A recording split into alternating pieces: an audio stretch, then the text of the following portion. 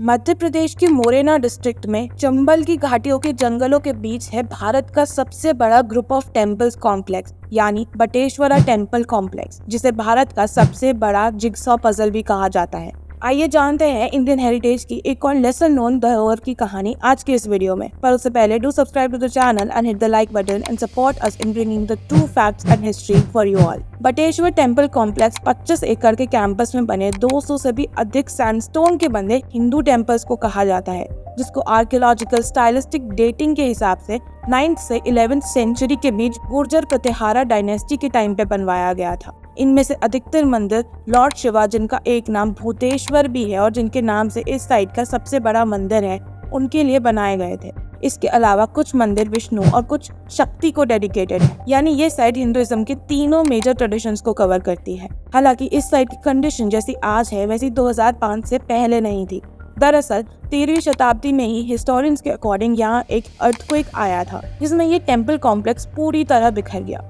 ये साइट मानो 500 सालों तक गुमनाम रही अंटिल 1882, जब सर अलेक्जेंडर कनिंघम ने इस साइट पे एक रिपोर्ट प्रिपेयर करी, जिसमें उन्होंने बताया कि ये साइट 100 से भी ज्यादा छोटे बड़े मंदिरों का कलेक्शन है परावली के साउथ ईस्ट में। इसके बाद में कई हिस्टोरियंस और स्कॉलर्स ने इस साइट को स्टडी किया। हिस्टोरिकल लिटरेचर में इस साइट को धरों या परावली के नाम से रेफर किया जाता है। यहाँ पे ऐसी कई अनोखी चीजें पाई गई है जो कि हिस्टोरिकली बहुत एविडेंट है, जैसे कि कीर्ति मुख की अवस्था में नटराज, लाकुलिसा, जिन्हें शिवा का आखिरी अवतार माना जाता है, उनकी एक एक्सक्विजिट कार्विंग और एक खूबसूरत रिलीफ जिसमें शिवा ने पार्वती का हाथ पकड़ा हुआ है। यहाँ के पत्थरों में कल्याण सुंदरम की भी कहानी गढ़ी हुई है, जो कि शिव और पार्वती के विवाह के बारे में बताती है, और ये भी कि उस विवाह को लॉर्ड ब्रह्म और लॉर्ड विष्णु ने भी अटेंड किया था। और यहाँ की कार्विंग्स और स्ट्रक्चर्स भागवत पुराण के भी कई सीन्स को दर्शाते हैं। The site also consist of reliefs of नवग्रह, 10 अवतार ऑफ लॉर्ड विष्णु, सप्तमातृकास यानी 7 मदर्स फ्रॉम शक्ति ट्रेडिशन,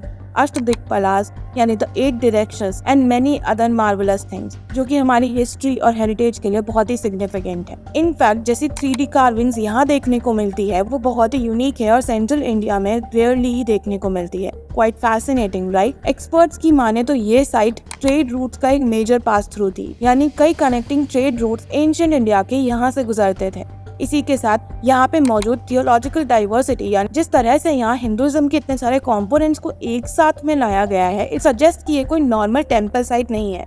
और बहुत सारी थ्योरीज अलग अलग चीजें इस साइट के बारे में कहती है। For instance, according to historian Mevison, Bateshwar कभी टेम्पल बेस्ड आर्ट्स और आर्टिस्ट का सेंटर हुआ करता था। ऑल्सो इन टेम्पल्स का आर्किटेक्चर भी काफी यूनिक है और एक्सपेरिमेंटल और फ्यूजन स्टाइल पर आधारित है, यानी कई आर्किटेक्चरल पैटर्न्स का मिक्सचर इसमें देखा जा सकता है। कुछ थ्योरीज के हिसाब से ये एक प्रयोगशाला हो सकती है टेम्पल आर्किटेक्चर से रिलेटेड। के मोहम्मद, जिनके अंडर बटेश्वर का रिकंस्ट्रक्शन आगे किया गया, उनके एक इंटरव्यू के हिसाब से इस साइट के मंदिरों को लोगों की मन्नतें पूरी हो जाने के बाद एक एक करके बनवाया गया, यानी जिसकी मन्नत पूरी हुई उसने एक मंदिर बनवाया। ये इसलिए भी कहा जा सकता है क्योंकि यहाँ सिमिलर स्ट्रक्चर्स काफी देखने को मिले हैं। एंड अकॉर्डिंग टू के मोहम्मद सर, इसका आर्किटेक्चर ना ही एक्सपेरिमेंटल सेटअप के साथ है पर प्री फैब्रिकेशन का भी यहाँ एक्सटेंसिवली यूज किया गया था।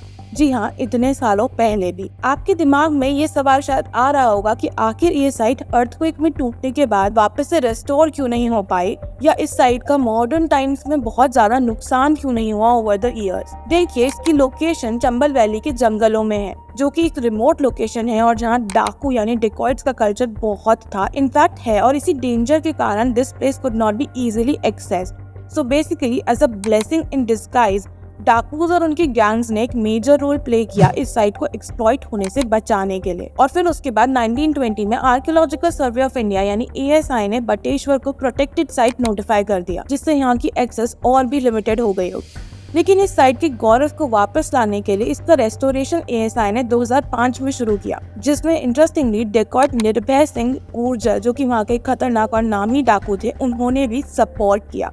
और ये मैजिक था the iconic and one of the most celebrated Indian archaeologist के मोहम्मद का, जो कि उस टाइम पे ASI भोपाल रीजन के सुपरिंटेंडेंट आर्कियोलॉजिस्ट थे, और जिसके अंडर और विजन से बटेश्वर का रेस्टोरेशन और रिकंस्ट्रक्शन कराया गया। हालांकि ये आसान नहीं था। सबसे बड़ा चैलेंज था डाकूज, जो कि इस रीजन में आज भी मौजूद है और डेंजरस है। पर K Muhammad sir was determined to restore Bateshwar, और इसलिए ही कन्विंस द डेकॉइट्स, और इस काम में उन्होंने एक सरेंडर डाकू डेयरिंग पुलिस ऑफिसर विजय रामन का सपोर्ट लिया।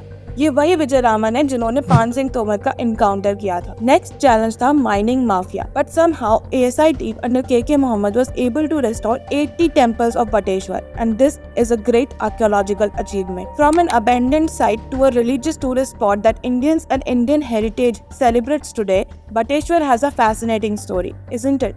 Do subscribe, like and share. Also, don't forget to share your feedback and reviews in the comment section.